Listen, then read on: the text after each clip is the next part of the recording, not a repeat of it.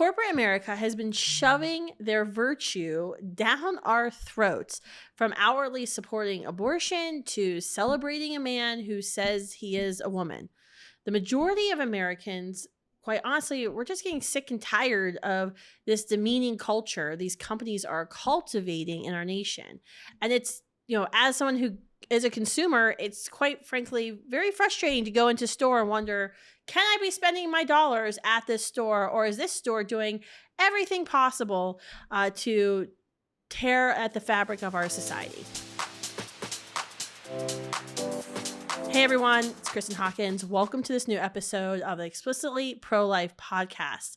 Today I'm excited to have a new guest onto the show, someone I've never met before, Michael Seifert. Michael is the CEO and the founder of PublicSq. It's an app you can download right on your smartphone that helps you shop your values. They have vetted and selected pro-life, pro-America businesses near you so you can go shopping, even visit great restaurants, and feel good that you aren't supporting some woke ideology. Michael, thanks so much for joining me today. Thanks for having me, Kristan. Good to be here. I'm so excited. I'm going to download the app probably while we speak because I've been researching PublicSq and I've been really excited to learn how to use it. I think a lot of folks love this idea, but it almost seems like this overwhelming concept of how do you vet all of the restaurants, all of the places we go and shop. So I love what you're doing because you're doing all the hard work for us. We're trying.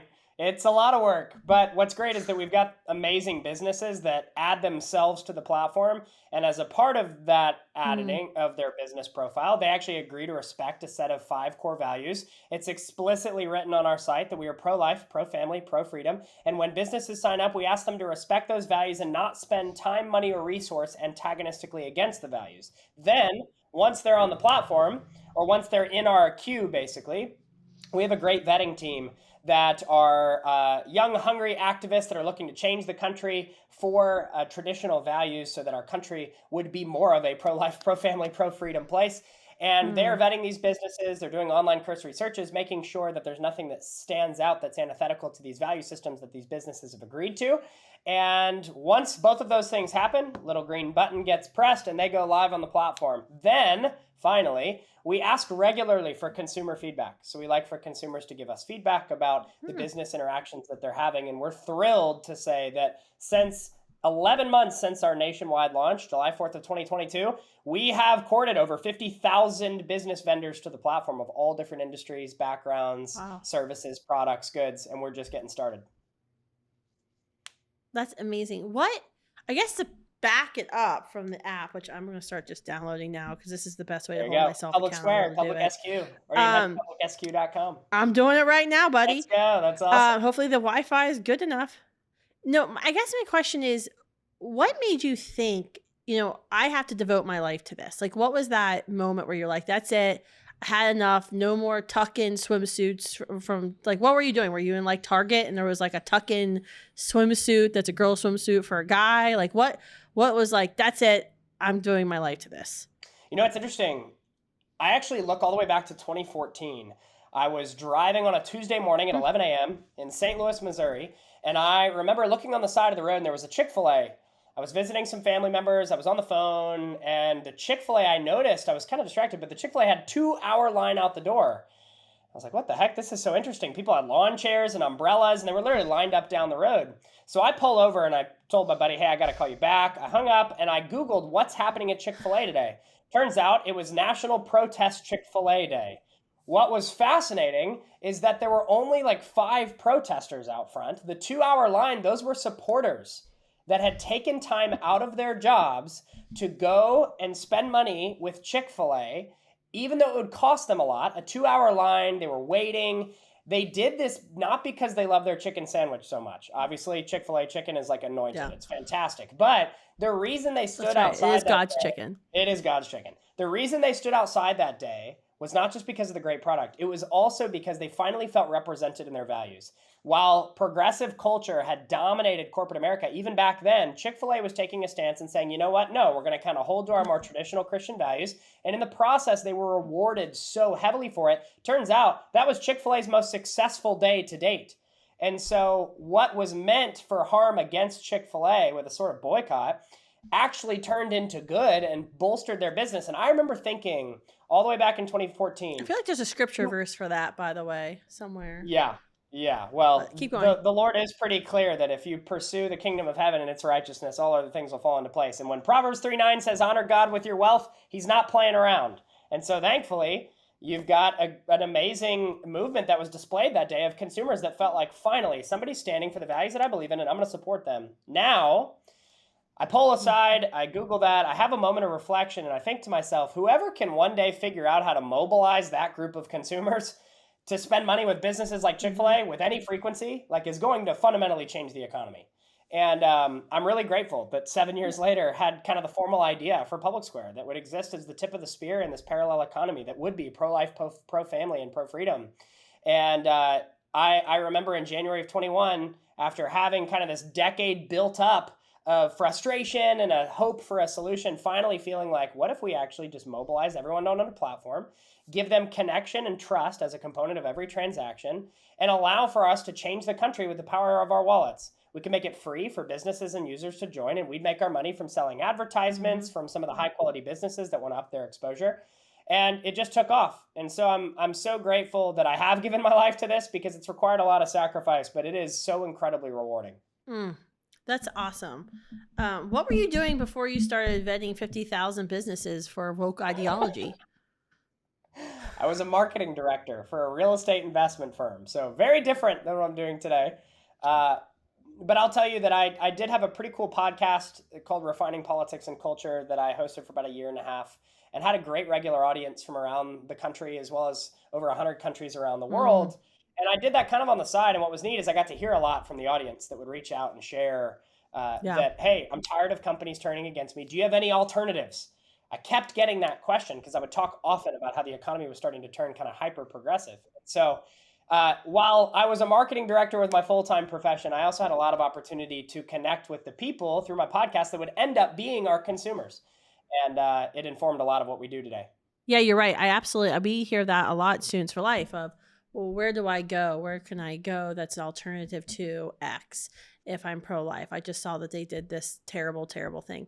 Where did this woke ideology, this spreading leftist values through businesses, where do you think it kind of began to ramp up in our lifetime? Because it's certainly, this is like a relatively new thing. Like Anheuser-Busch going like, yes, we want a trans woman, and she's going to represent our brand to all the blue collar guys and frat boys across the country who drink our beer. Like, that's obviously an ideology taking hold that isn't even considering or is willing to sidestep making money for their ideology. Like, when did this all happen? It's a great question.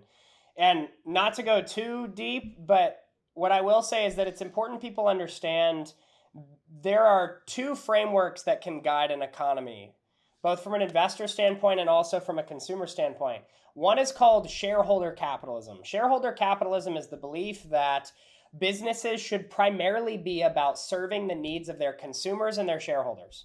So if you own stock in a company or if you purchase their goods, that's who a business should be in the business of supporting. That's it. Nobody else. Your consumers and your shareholders.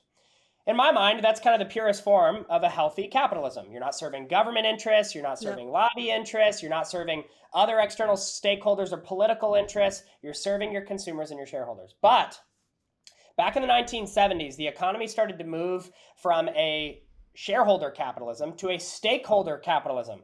Stakeholder capitalism is the belief that, our consumers are great and our shareholders are great, but there are all these other external stakeholders that we should factor in to our business's equation for what success looks like. So some of those external stakeholders are the climate or social and political causes or a different NGO that needs our money or a government action that would require lobbying and financial contributions, these other external stakeholders are represented often through ideologies like ESG and DEI. So ESG is environmental, social governance. DEI is diversity, equity, inclusion. These are acronyms that you'll hear a lot thrown around to encapsulate stakeholder capitalism. So what we started to see in the 70s and 80s is that really hyper-progressive activists infiltrated corporate boardrooms. They did it in the boardrooms, they did it in universities, they did it in school systems, school boards, city councils around the country. They recognized that if you want to change the country, we'll let them go bicker about the president. Who cares? We don't really need that seat. What we'll do instead is we'll infiltrate the boardrooms. So while we were all excited as conservatives in the 80s that we had Reagan, what we didn't realize that was happening under the surface is that Marxist activists were going into all of these different financial institutions and educational institutions around the country and hijacking them for a progressive agenda because they recognized correctly that if you want to change how decisions get made in society, you have to shift who profits. They wanted to see their ideology carried through business because they recognize that the power structures of society will often echo who profits. I want we the people to profit. The vast majority of Americans that believe in life, liberty, and the pursuit of happiness for all people, we want them to profit. We want the small businesses to profit that will respect the Constitution and the values that it protects. The way we win and do that is if we shift the power structures of society back toward we the people with the power of commerce, and that only works if consumers have an exchange. If they have a place where they can buy and sell and know with a blessed assurance that they're not going to be funding companies that stand opposed to everything this country is supposed to be founded upon. Yeah, it's been extremely frustrating to watch this evolution, and it's almost like it's like picked up steam. Is like as soon as Roe versus Wade was reversed, I remember sometime in the summer last year there was like this New York Times ad, and like all these like woke CEOs had signed on saying they denounced the reversal of Roe versus Wade, they supported a woman's right to choose, and that they were like so woke they themselves were going to be committed to ensuring reproductive rights at their workplace, i.e. it's cheaper for us for our women employees just to go have abortions, and so we're going to help subsidize abortions rather than actually having to make accommodations for pregnant and parenting women in our workforce. We basically want them to stay at work and never get pregnant.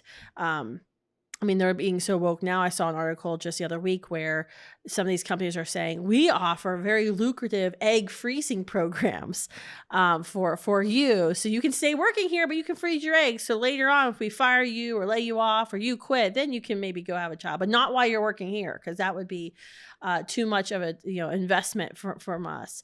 But it's been almost multiplying since Roe versus Wade was reversed, just this out of control wokeness from these companies, where you would think that at some point they're going to start seeing some real backlash. I think, what's happened with Anheuser-Busch and, people saying stock values going down, store owners saying we can't get rid of Bud Light because of the Della Mulvaney disaster, using her as a spokesperson.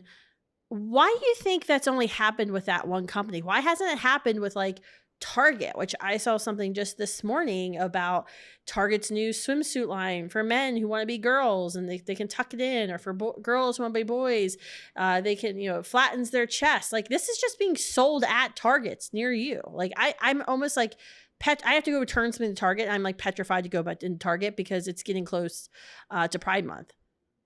Yeah, I don't blame you for being terrified of walking into Target these days, because not only is the wokeism out of control, but the theft is out of control. They've lost over $1 billion to theft in the last 2 years, and they're doing nothing to stop it. So not only have they become kind of ideologically repulsive places, they've also become literally dangerous places, especially if you live in a major metropolitan area. But you pointed out something really important, which is that companies will often preach to you about their virtue. And in reality, if you look deeper, they have very sinister intentions. Target is a great example. We'll pay for our employees' abortions so that we can support your health care, which makes no sense. What they're actually saying is, we're going to give you $4,000 to go abort your kid because we know that that's probably cheaper than if we lost you for 3 months to maternity leave. Like, what a cruel, inhumane thing to say to someone. And yet these companies all day long will say that they're for the people and they're for the modern worker and they're for the middle class and the blue collar employees. And it's objectively false. Amazon did this. They offered to pay for their employees' abortions. And yet at the same time, they will latch on to increase productivity at all costs. They're even last year, they got embroiled in a lawsuit because they made their drivers pee in bottles. They wouldn't let them take bathroom breaks. And not only that, Amazon came out during the 2020 election and they said mail-in ballots are safe. You should have no problem with voting by mail. Absentee ballots is the future for the US presidential election. But then when a branch of Amazon workers in New York State tried to unionize last year, and they utilized mail-in ballots for their union vote, Amazon came out and claimed that the union vote was fraudulent and that they had to overturn it because the ones that were pro-union utilized mail-in ballots. So it's all just so repulsive. They speak out of both sides of their mouth. I think Gavin Newsom just did the same thing in California. Because he was all about mail-in ballots for the election, but then he signed some law or something that bans the unions from doing mail-in voting themselves because they said it's fraudulent. Exactly. So they speak out of both sides of their mouth. What we're trying So we're saying leftists are hypocrites. They are. Is that what we're saying? They are. And we're not going to, the unfortunate reality is we're not going to win over the long term simply by calling out the hypocrisy. We've got to move our money to a different solution. And, at PublicSq, when Roe v. Wade did get reversed last summer, praise God, when all those companies started coming out and saying, we're going to pay for our employees' abortions, we said the opposite. We actually announced to our staff that if you have a child, or if your spouse has a child, or if you adopt a child, we will give you a $5,000 bonus. And so we actually had a parenting bonus. We actually not only would give you great maternity leave, we're also going to literally pay for you to have a kid. And I think that that's what we should be in the business of. I want to save our country, and our country is going to fall apart due to demographic collapse if we're aborting all the kids. And then if they're lucky enough to make it through and do get birthed, then we trans them and sterilize them. Like, this isn't working for the future of our country. And you mentioned Bud Light about how this boycott really has seemed to stick. You're right. Sales are down 26% from last year. They've tanked. Part of this, I think, is because two reasons. One is Bud Light's kind of an easy brand to drop. Nobody really liked Bud Light anyways. It's like water. I don't drink beer. I wouldn't know, but okay, I'll take your word. It's gross. I'm not much of a drinker either. And so it was pretty easy to stay away from Bud Light. But the other thing I'll say is that, ladies, we need you. Men can do boycotts a lot because we don't make that many purchases. And for us to go to Bud Light to another one isn't that big of a deal. Ladies make a majority of purchases for the household, over 70%. Target is obviously a very used shopping experience, and they have a lot of stuff. So when we come to a business like Target or Old Navy or Gap that are all going in on Pride Month, our big, majority of the consumers on our platform are actually moms.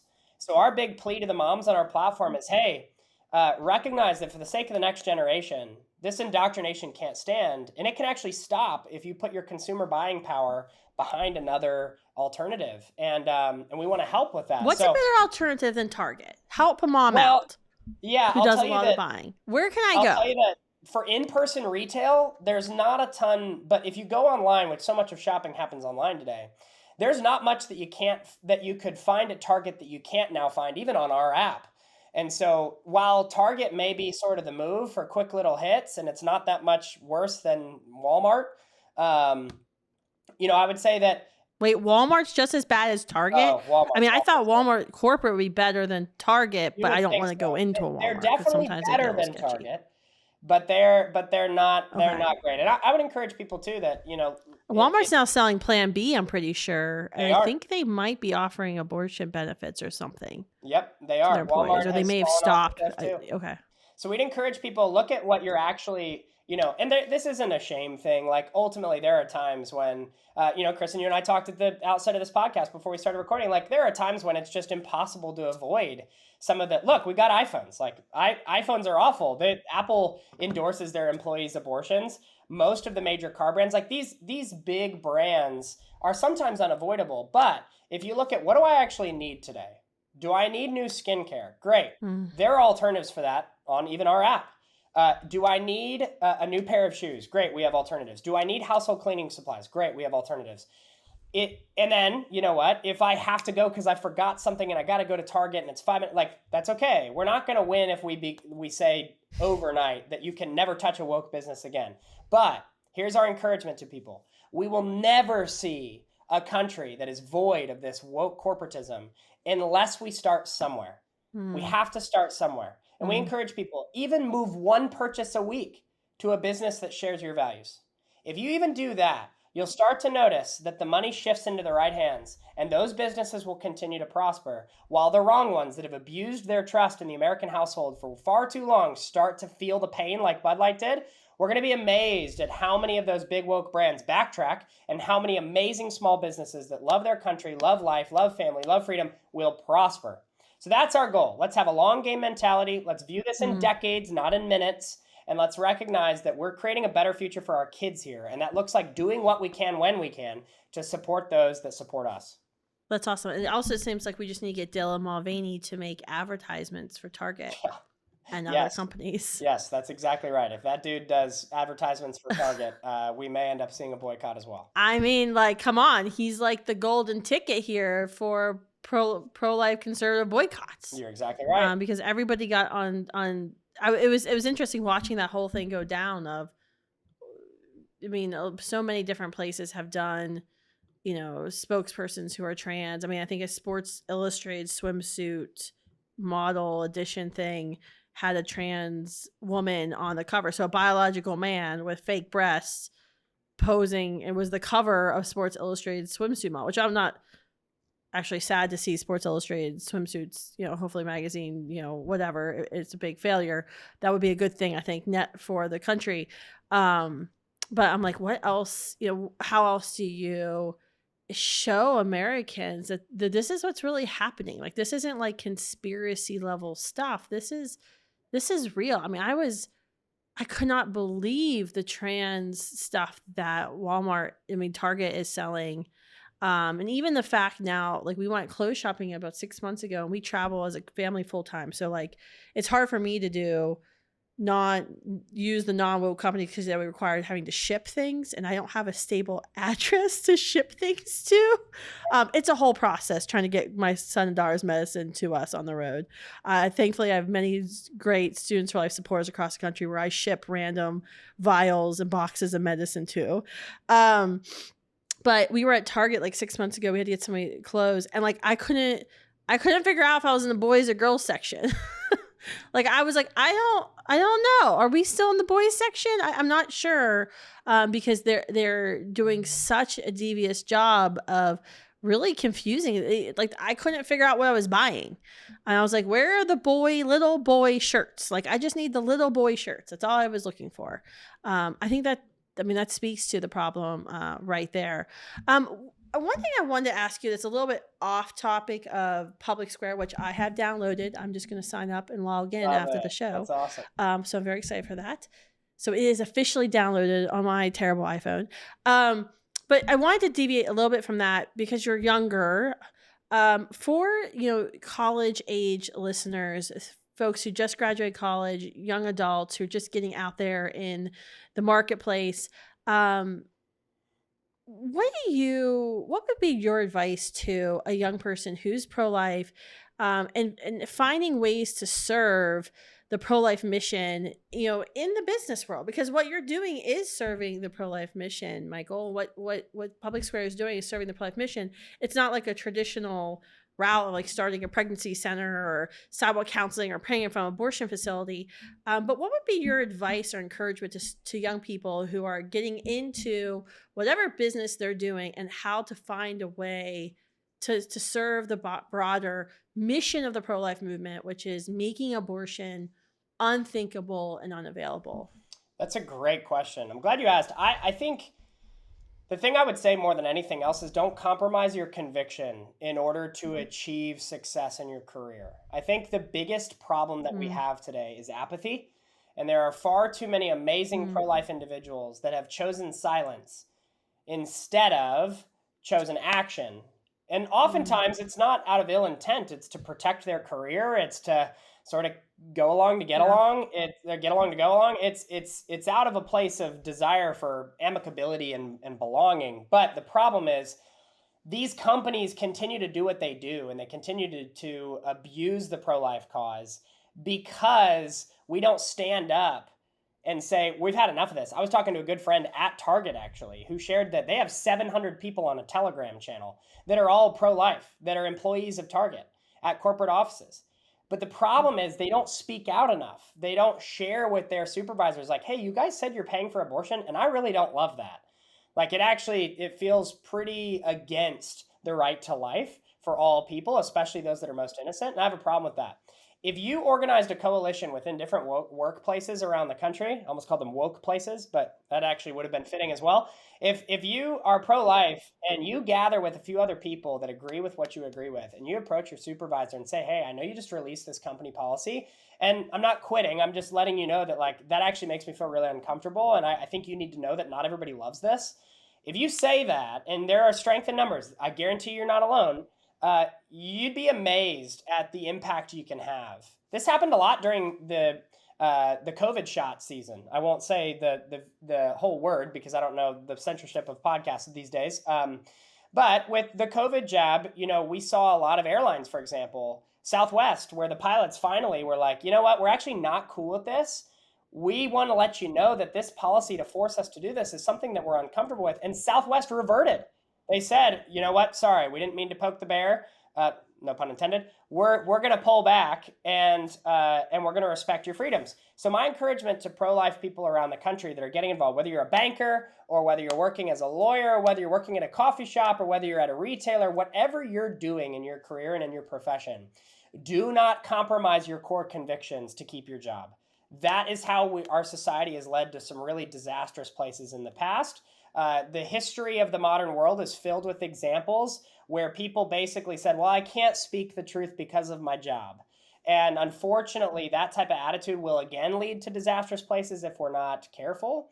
The last thing that I'd say is that I would encourage everyone to find people that align with you, even outside of work, that can strategize with you for missional change in everything that you do. Like, live your life on the platform of your values. Try not to compartmentalize them. Try not to say, well, over here is where I do my faith, and over here is where I've got my activism, and over here is where I've got my work.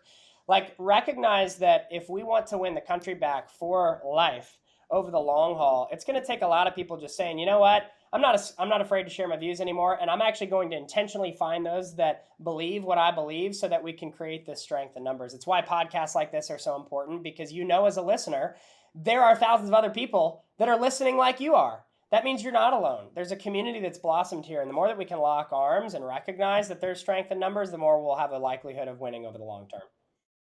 Michael, that was 100% correct. I loved everything you just said. I think that advice is so timely for so many young people, especially those who've just graduated this year, are getting ready to step out into the big leagues, and sometimes a lot of new communities, even where they don't know a lot of folks. So I think that your advice is so timely and so much needed.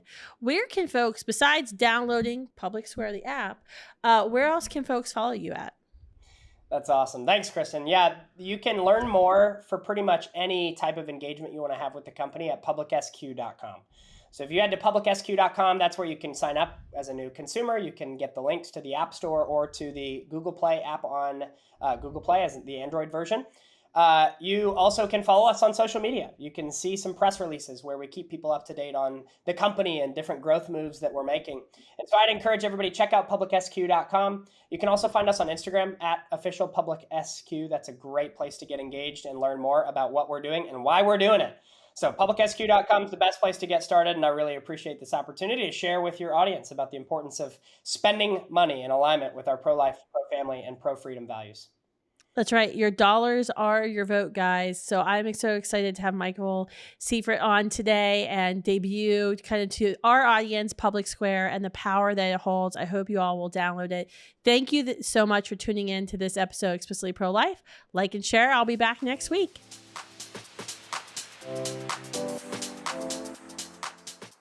Hey, Pro-Life Gen, June 24th, 2023 is going to be an amazing day. Why? Because we are going to be celebrating the 1-year anniversary of the Dobbs Supreme Court decision, which threw Roe versus Wade onto the ash heap of history.